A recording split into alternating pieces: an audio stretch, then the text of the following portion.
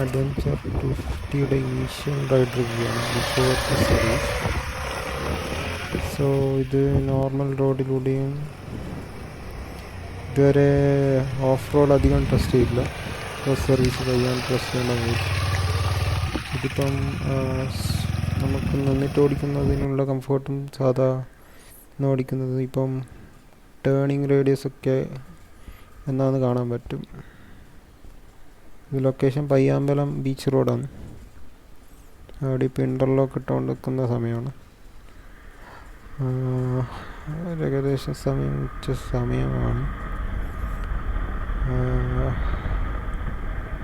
Initially first ഗിയേഴ്സിൽ അത്യാവശ്യം നല്ല vibration ഉണ്ട്. അതുകൊണ്ട് തന്നെ അത്യാവശ്യം നല്ല പുള്ളിങ്ങും ഉണ്ട്. ഫസ്റ്റ് തേർഡ് ഫോർത്തെല്ലാം ഒക്കെ നല്ല കംഫർട്ടബിൾ ഗിയറാണ്. പിന്നെ ബ്രേക്കിംഗ് എന്ന് പറയുമ്പം ഫ്രണ്ടത്തെ ബ്രേക്ക് 320mm ഡിസ്കൗണ്ട് വരുന്നത്. അത് നല്ല ബ്രേക്കിംഗ് കംഫർട്ട് തന്നെ കിട്ടുന്നുണ്ട്. റിയർ ഡിസ്ക് അത്ര പോരാ. അപ്പം റിയർ ഡിസ്ക് നിങ്ങൾ പിടിക്കുന്നതാണെങ്കിൽ ഫ്രണ്ടും പിടിച്ചിട്ട് റിയർ പിടിക്കുന്നതാണെങ്കിൽ ഓക്കെയാണ്. അല്ലാണ്ട് കുറച്ച് നല്ല സ്പീഡിൽ പോയിട്ട് റിയർ പിടിക്കുകയാണെങ്കിൽ ചിലപ്പോൾ പണി കിട്ടും. പിന്നെ ശ്രദ്ധിക്കേണ്ട കാര്യം എന്ന് പറയുന്നത് കുറച്ച് ഹൈറ്റുള്ള ആൾക്കാർ മാത്രമേ ഇത് വാങ്ങുക.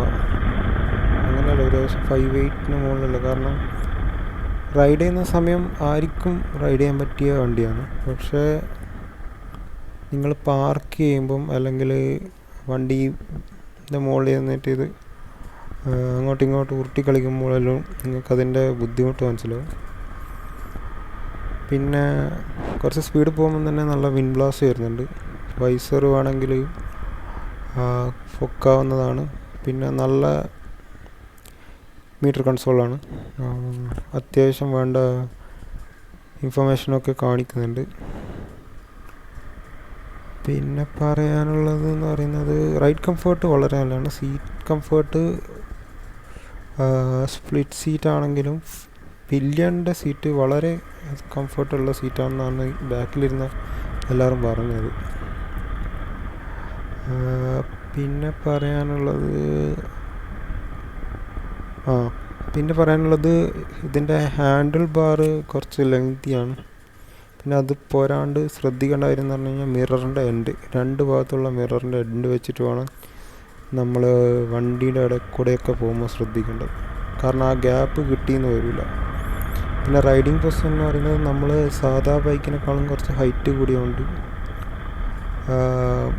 സാധാ ബൈക്കിലെ ആൾക്കാരൊക്കെ ഞങ്ങളെക്കാളും ഹൈറ്റ് കുറഞ്ഞ താഴോട്ട് പോകുന്ന പോലെയുണ്ട്. പിന്നെ ശ്രദ്ധിക്കേണ്ട അത്യാവശ്യം നല്ല ആക്സലറേഷൻ ഉണ്ട്. അതുകൊണ്ട് പോലീസ് വണ്ടി പോയാണ്ട് അങ്ങോട്ടെല്ലാം പോകുമ്പോൾ ശ്രദ്ധിക്കുക. പിന്നെ ഓഫ് റോഡ് ഡയസാണുള്ളത്.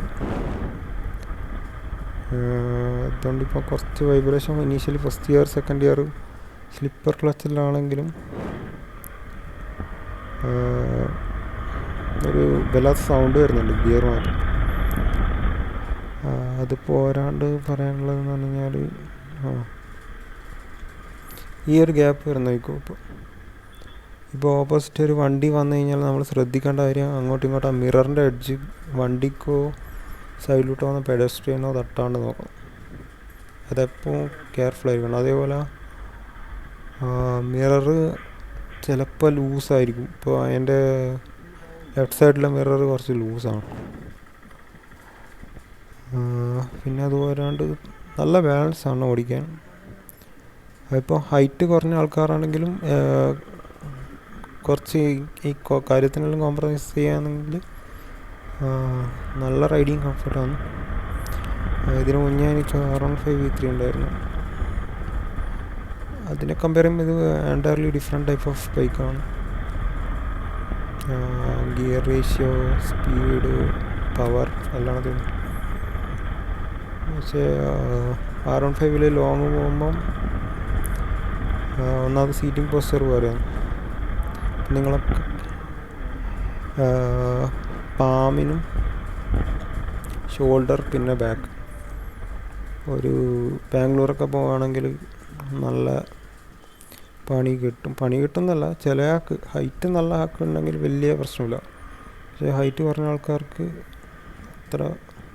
പിന്നെ ലഗേജ് ക്യാരി ചെയ്യാൻ കുറച്ച് പാടാണ് ഇതിൽ ലഗേജൊക്കെ കംഫർട്ടബിളായിട്ട് വെക്കാമെന്ന് തോന്നുന്നു. പിന്നെ പറയാനുള്ളത് ഇത് ഇനീഷ്യൽ റൈഡ് മാത്രമാണ്.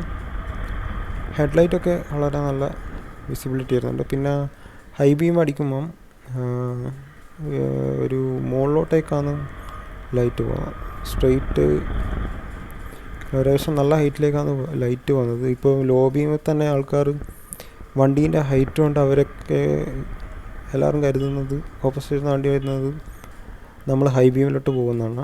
അത്ര നല്ല വിസിബിലിറ്റിയാണ്. LED അല്ല, LED 390 അഡ്വഞ്ചറിനാണ് വരുന്നത്.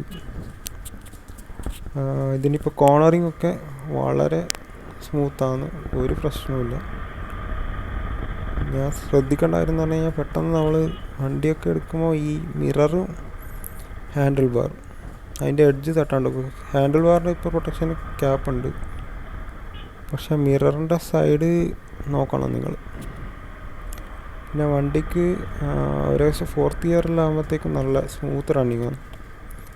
അതിന് മുകളിലുള്ള ഗിയർ എത്ര പറയുക, ഒരു 5000-6000 RPM ശേഷം വണ്ടി പായുക, നല്ല പുള്ളിങ്ങാണ്.